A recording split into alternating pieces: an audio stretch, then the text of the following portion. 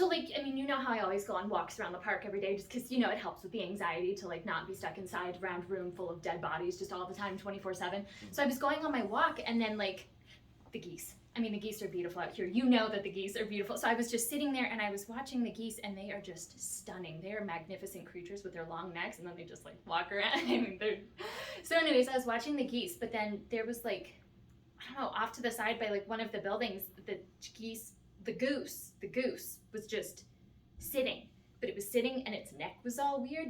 Like when you see an animal and you're not sure if they're alive or dead, so you like want to approach them slowly. But like that used to happen with my cat all the time. When he was really old, he'd like sleep under my bed and I would think he was dead, so you'd go like push him a lot, but then he wouldn't move, and then you'd be like, oh my god, my cat's dead, and now I have to be the one to go tell my family that the cat's dead. And then you kind of shove him, and then he gets mad because he woke up. So anyways, I was looking at the goose, and it was just like, neck was twisted in such a weird way. Like it almost looked like it was open, and so I did the thing like with the cat, and I tried to wake the goose up, but then the goose did wake up, and the goose was very upset at me, and then I had to run back because lunch is 20 minutes.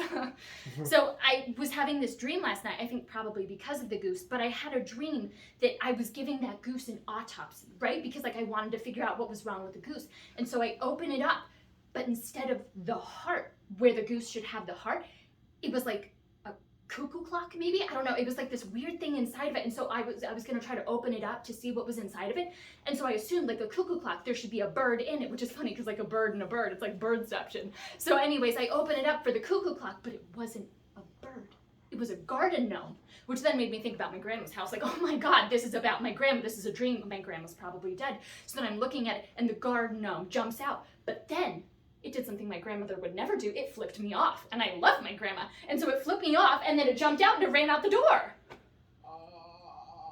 I'm not a psychologist, so I don't really do much dream analysis. Oh.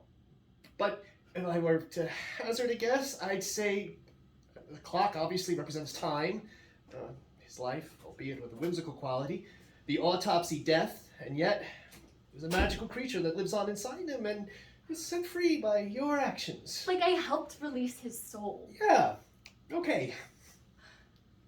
Okay, but why do you think he flipped me off? Gnomes are notoriously cranky. Oh.